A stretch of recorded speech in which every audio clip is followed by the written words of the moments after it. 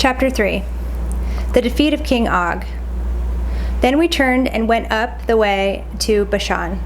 And Og the king of Bashan came out against us, he and all his people, to battle at Edrei.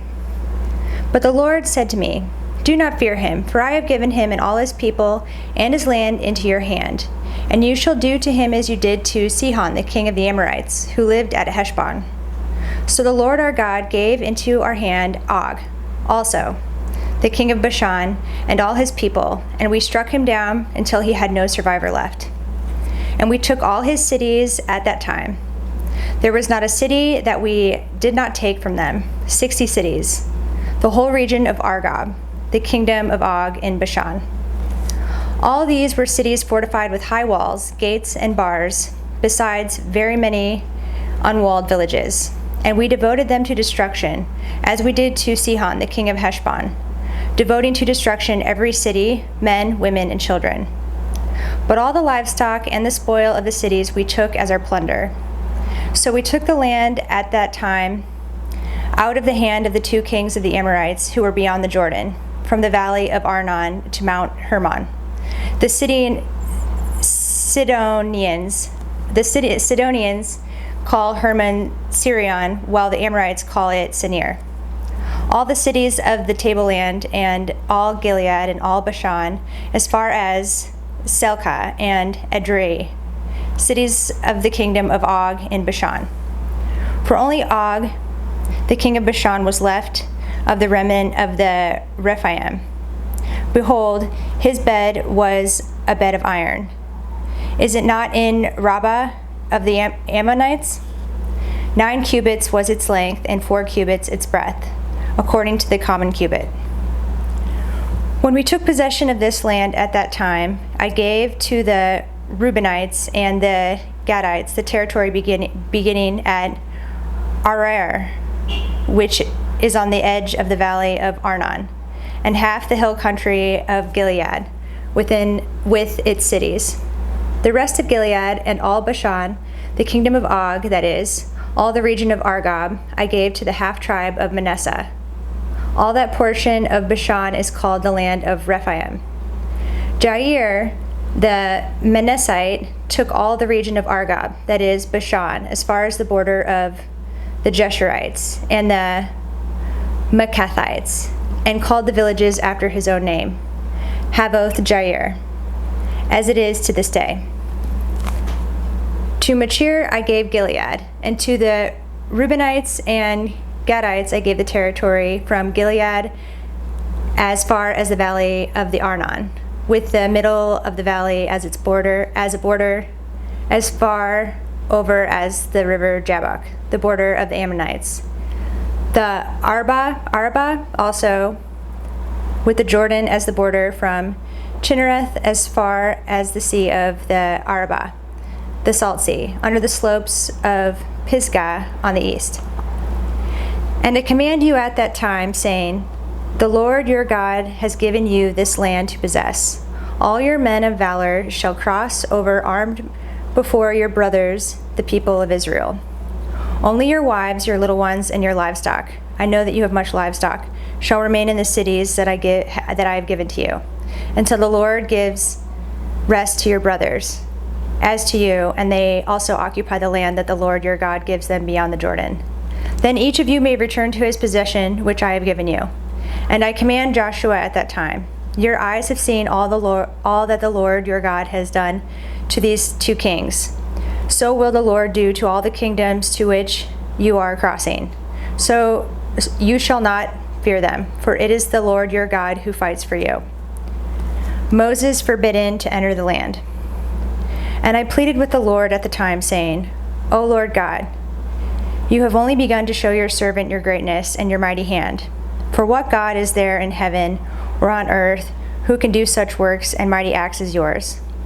Please let me go over and see the good land beyond the Jordan, that good hill country in Lebanon. But the Lord was angry with me because of you, and would not listen to me. And the Lord said to me, Enough from you. Do not speak to me of this matter again. Go up to the top of Pisgah, and lift up your eyes westward and northward and southward and eastward, and look at it with your eyes, for you shall not go over this Jordan. But charge Joshua, and encourage and strengthen him, for he shall go over at the head of this people, and he shall put them in possession of the land that you shall see. So we remained in the valley opposite Beth Peor. Chapter 4. Moses commands obedience. And now, O Israel, listen to the statutes and the rules that I am teaching you, and do them, that you may live, and go in and take possession of the land that the Lord, the God of your fathers, is giving you. You shall not add to the word that I command you, nor take from it, that you may keep the commandments of the Lord your God that I command you. Your eyes have seen what the Lord did at Baal Peor, for the Lord your God destroyed from among you all the men who followed the Baal of Peor. But you who held fast to the Lord your God are all alive today. See, I have taught you statutes and rules, as the Lord my God commanded me, that you should do them in the land that you are entering and take possession of it. Keep them and do them, for that will be your wisdom and your understanding in the sight of the peoples who, when they hear all these statutes, will say, surely this great nation is a wise and understanding people. For what great nation is there that has a God so near to it as the Lord our God is to us, whenever we call upon him?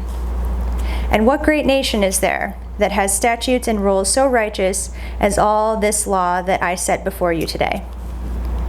Only take care and keep your soul diligently, lest you forget the things that your eyes have seen, and lest they depart from your heart all the days of your life. Make them known to your children and your children's children, how on the day that you stood before the Lord your God at Horeb, the Lord said to me, gather the people to me, that I may let them hear my words, so that they may learn to fear me all the days that they live on the earth, and that they may teach their children also. And you came near and stood at the foot of the mountain, while the mountain burned with fire to the heart of heaven, wrapped in darkness, cloud, and gloom. Then the Lord spoke to you out of the midst of the fire. You heard the sound of words, but saw no form. There was only a voice. And he declared to you his covenant, which he commanded you to perform, that is, the 10 Commandments. And he wrote them on 2 tablets of stone. And the Lord commanded me at the time to teach you statutes and rules, that you might do them in the land that you are going over to possess. Idolatry forbidden. Therefore, watch yourselves very carefully. Since you saw no form on the day that the Lord spoke to you at Horeb out of the midst of the fire, beware lest you act corruptly by making a carved image for yourselves, in the form of any figure, the likeness of male or female, the likeness of any animal that is on the earth, the likeness of any winged bird that flies in the air, the likeness of anything that creeps on the ground, the likeness of any fish that is in the water under the earth. And beware lest you raise your eyes to heaven, and when you see the sun and the moon and the stars, all the host of heaven, you be drawn away and bow down to them and serve them, things that the Lord your God has allotted to all the peoples under the whole heaven. But the Lord has taken you and brought you out of the iron furnace, out of Egypt, to be a people of his own inheritance, as you are this day. Furthermore, the Lord was angry with me because of you, and he swore that I should not cross the Jordan, and that I should not enter the good land that the Lord your God is giving you for an inheritance. For I must die in this land. I must not go over the Jordan. But you shall go over and take possession of that good land. Take care, lest you forget the covenant of the Lord your God, which he made with you, and make a carved image, the form of anything that the Lord your God has forbidden you. For the Lord your God is a consuming fire, a jealous God. When you father children and children's children and have grown old in the land, if you act corruptly by making a carved image in the form of anything, and by doing what is evil in the sight of the Lord your God, so as to provoke him to anger, I call heaven and earth to witness against you today, that you will soon utterly perish from the land that you are going over to the Jordan to possess. You will not live long in it, but you will be utterly destroyed. And the Lord will scatter you among the peoples, and you will be left few in number among the nations where the Lord will drive you.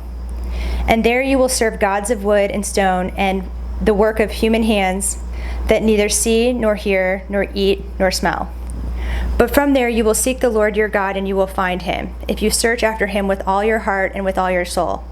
When you are in tribulation, and all these things come upon you in the latter days, You will return to the Lord your God and obey his voice. For the Lord your God is a merciful God. He will not leave you or destroy you or forget the covenant with your fathers that he swore to them. The Lord alone is God.